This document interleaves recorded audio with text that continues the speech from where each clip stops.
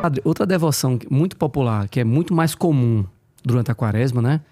É a meditação da Via Sacra, né? A gente vê sobretudo nos rincões aí do sertão. Ou eu, quando fazia parte da comunidade do Ângelus, a gente fazia muito missões durante a Semana Santa em comunidades rurais, como a do senhor, que o padre não consegue atender todo mundo. Então a gente ia para as comunidades fazer as celebrações da palavra, da quinta-feira, da sexta. E uma das devoções que a gente fazia era a Via Sacra, se deslocando nas comunidades, passando na casa das pessoas, as 15 estações. E eu lembro, eu criança, vendo ao redor da igreja aqueles quadrinhos lá, pintados e tal.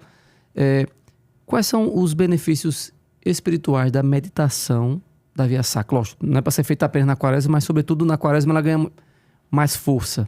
Tem a ver com a pergunta anterior, porque o Santo Terço, a Via Sacra, os ofícios divinos, o rosário, o ofício da Imaculada Conceição, tudo isso são sacramentais. Em palavras simples, qual é a diferença entre o sacramental e o sacramento? O sacramento, ele me dá a graça. O sacramental, ele me prepara para receber a graça. Ele me prepara para receber a graça. Eu comecei dizendo que a quaresma é um tempo de preparação. Então, o sacramental, ele me prepara para receber a graça. Então, o sacramental tem tudo a ver, dentro da lógica da preparação, com a quaresma. Então, quando eu vou vivenciando a Via Sacra, as 15 estações, eu vou entrando gradativamente no processo de meditação, de reflexão, de oração, de ruminação, de tudo que Jesus passou, vivenciou, fez, sofreu e venceu. Nesse processo eu vou sendo plasmado pelo sentimento evangélico, pelo sentimento bíblico cristão. Eu vou sendo plasmado. Eu vou me incorporando aos sofrimentos de Cristo, para que na proporção que eu vá me incorporando aos sofrimentos de Cristo, eu também seja incorporado ao consolo que vem de Deus. Eu vou me incorporando às quedas de Cristo, para que na mesma proporção, diretamente proporcional, na proporção que eu vou me incorporando às quedas de Cristo, eu também vou sendo incorporado ao soerguimento que Cristo faz na minha vida. Que o Pai fez em Cristo e que Cristo faz na minha vida. O soerguimento da ressurreição e da vitória. Eu vou me identificando ao Cristo crucificado, para que na mesma proporção eu vá sendo identificado ao Cristo ressuscitado. Porque o Cristo, daí o Sírio Pascal, o Cristo ressuscitado é o mesmo crucificado. O Cristo luminoso é o mesmo Cristo sofredor. O servo sofredor é o mesmo vitorioso. Então a Via Sacra, ela me ajuda nesse processo pedagógico de me incorporar à cruz e simultaneamente à luz. De me incorporar à dor e simultaneamente ao consolo. De me incorporar à aparente derrota e simultaneamente à verdadeira vitória. De me incorporar ao Cristo sofredor e simultaneamente ao Cristo glorioso, ressuscitado e vitorioso. Na Via Sacra, como também nessas outras práticas de piedade cristã, nos outros sacramentais, eu vou fazendo aquilo que Paulo dizia: tenha em você os mesmos sentimentos que havia em Cristo. Eu vou adotando os sentimentos de Cristo. Eu vou adotando os pensamentos de Cristo para, paulatinamente, adotar as mesmas atitudes de Jesus Cristo. Isso é um trabalho tão lindo espiritual que eu vou chegar ao ponto, se Deus quiser, de meu critério de ação ser assim: se fosse Jesus no meu lugar.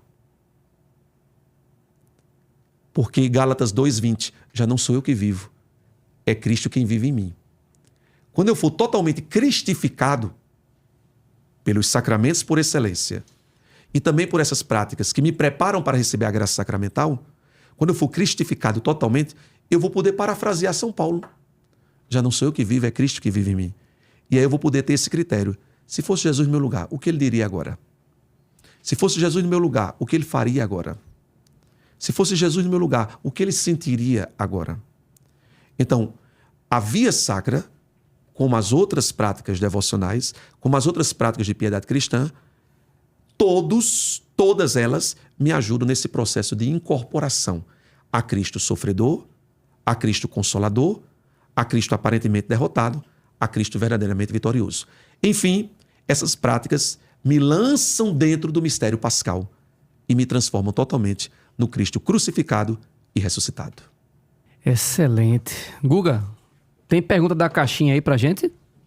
Sobre quaresma? Cadê a voz do Guga? Cadê a voz do Guga? Cheguei, Dê um tostão da sua voz para nós, Guga. Reapareceu. Um tostão da voz.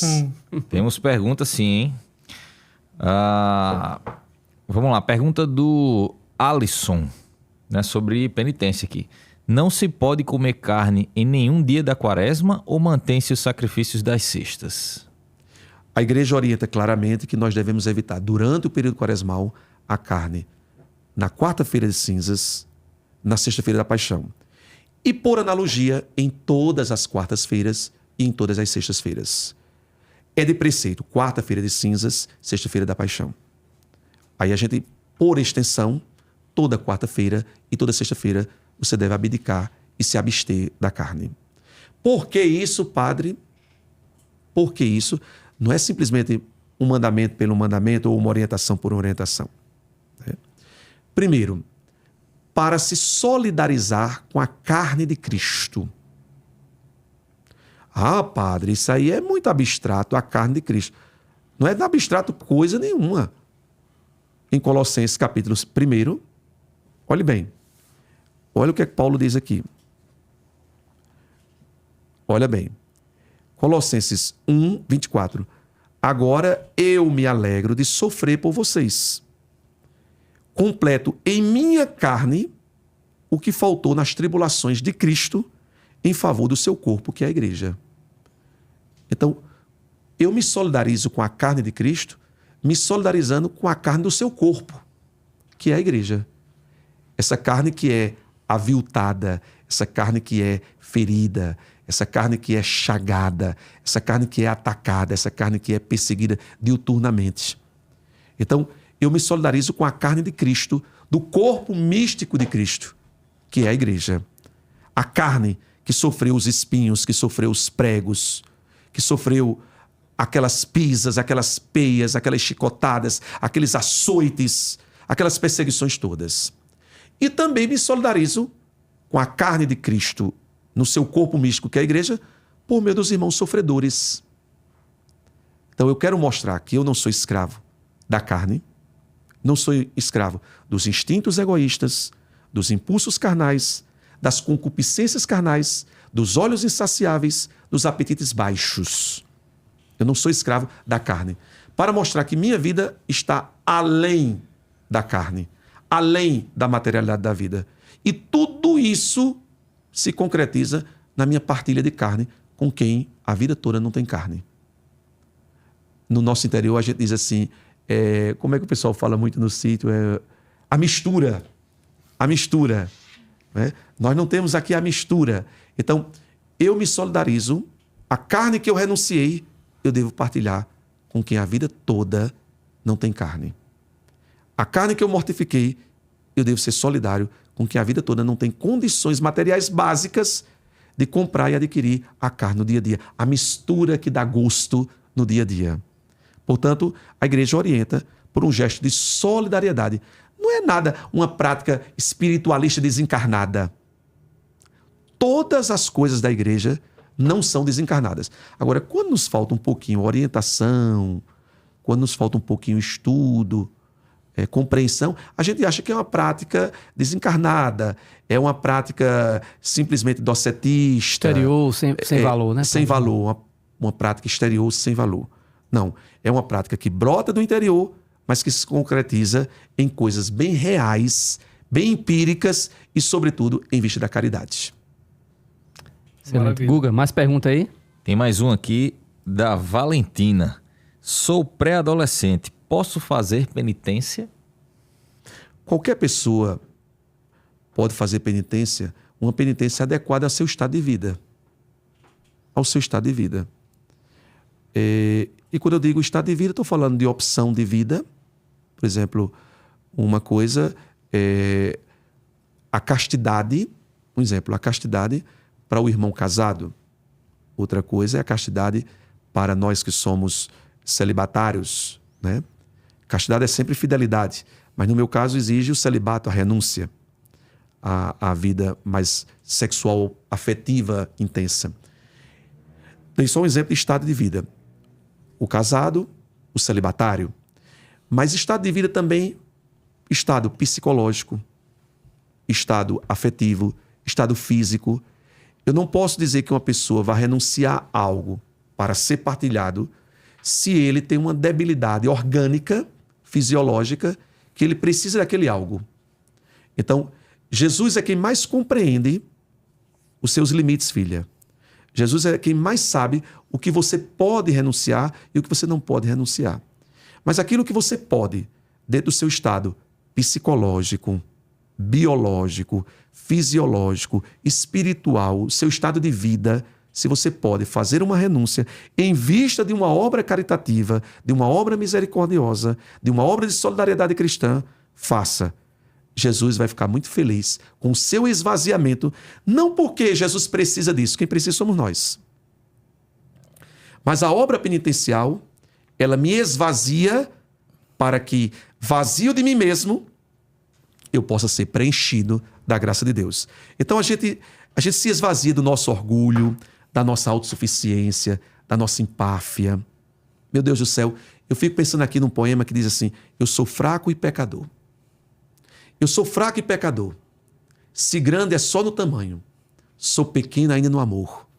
Por trás do que pareço ser, um mundo se faz esconder. Quantas vezes ao falar, proclamo alto grito e canto, quando é para realizar, esqueço tudo que falei, traindo aquilo que preguei. Quando estou a caminhar, passo à frente das pessoas. Meu desejo é liderar. O povo tem que andar por mim. Estranho se não for assim. Meu Deus, diante de tanto orgulho, autossuficiência, prepotência, vem Espírito que é santo. Dá-me o teu encanto. Traz-me a conversão. Faz de mim libertação. Transforma tudo o que eu sou e infunde em mim o seu amor. A quaresma, a penitência, é para a gente se esvaziar de nós mesmos e abrir espaço para sermos cheios da graça de Deus. Tudo o que você puder para você se esvaziar do seu orgulho, da sua prepotência, da sua autossuficiência e você ficar vazio, para Deus encher só de coisas boas na sua vida, de graças, de bênçãos, de milagres. Deixa Deus agir, deixa Deus sonhar na sua vida. Então, se você pode, se esvazie, faça a prática penitencial para Deus derramar chuvas de bênçãos na sua vida. Amém. De quem é esse poema, padre? Isso é do padre Raimundo Elias, da Diocese do Crato, Ceará. Lindo poema, lindo. Tem mais aí, Guga? Não, por Não, hora, isso é só. saímos das perguntinhas. E aí, estamos aqui nesse mergulho, nessa jornada em busca dos tesouros da fé católica, né? Hoje com o padre Fabrício Timóteo passando E tem pra até uma gente. estrofe que eu esqueci que diz assim: outras vezes sou tal, reclamo dos meus companheiros, como eu não tenho igual. Porém, por que razão não sei, olha a incoerência, pratico tudo o que acusei. Eita, incoerência. Quaresma é para nos retirar dessa incoerência e da hipocrisia de vida nas quais muitas vezes nós vivemos. Tirar as máscaras. Penitência é para tirar as máscaras que há em mim e as máscaras que há em você. Inclusive, você tem uma máscara até mais ou menos. Não. Tá meio cansada lá. Tá aqui. Padre, me toca muito, normalmente é sempre lido na quarta-feira de cinza, aquele trecho lá do profeta Jonas, que diz que até o rei, né, depois da pregação de conversão, se Tirou vestiu suas de vestes. as suas vestes, se vestiu de saco, fez penitência. Tirou suas vestes majestosas, reais, suas vestes soberanas. Ele se desvencilhou, se despiu, se desnudou. E aí ele foi vestir saco, cilício, e colocou cinzas em sua cabeça. Também se banhou de cinzas, se revestiu de cinzas. As cinzas mostram a nossa debilidade. Elas mostram a nossa debilidade, a nossa fragilidade. Tu és pó, e ao pó tu voltarás. a fragilidade humana, a fraqueza humana, as limitações humanas. As cinzas também nos revelam a fugacidade da vida. Já dizia o agiógrafo, o autor sagrado, fugacidade das fugacidades. Revel revelin. Tudo é fugaz, tudo é passageiro, tudo é transitório, tudo é momentâneo, tudo é ilusório. Então, revela que tudo isso, na verdade, é ilusão. Para que a gente ficar cheio de orgulho, de vaidades? As cinzas são a tapa na cara dessa sociedade na qual nós estamos. A sociedade da vaidade, do orgulho, da autossuficiência. Tem gente que só anda com os pés no chão porque a força da gravitação impede que essas pessoas voem. Porque se não houvesse a força gravitacional, queriam voar. Aí as cinzas para dizer, ei, você está aqui nesse chão, nessa debilidade, nessa vulnerabilidade, nessa fragilidade, nessa fraqueza. E o rei fez isso. Ele se despiu de suas vestes reais, majestosas, se vestiu de saco e cilício, colocou cinzas para dizer, Senhor, eu agora reconheço a minha miséria, é a miserabilidade do ser humano e, ao mesmo tempo, graças a Deus, a misericórdia de Deus. Aí, quando eu consigo conciliar isso, minha miséria com a misericórdia de Deus, eu nem caio no complexo de inferioridade, porque tem a misericórdia de Deus. E nem caio no complexo de superioridade, porque tem a minha miséria. Eita glória! É o antídoto, filho, da salvação. Então, se eu tenho a misericórdia de Deus e a ciência da minha miséria, nem caio no complexo de superioridade, porque eu sou miserável. Mas também não caio no complexo de inferioridade, porque Deus é misericordioso, Deus é poderoso. E se Ele venceu, eu vou vencer também. Essa catequese foi maravilhosa, padre.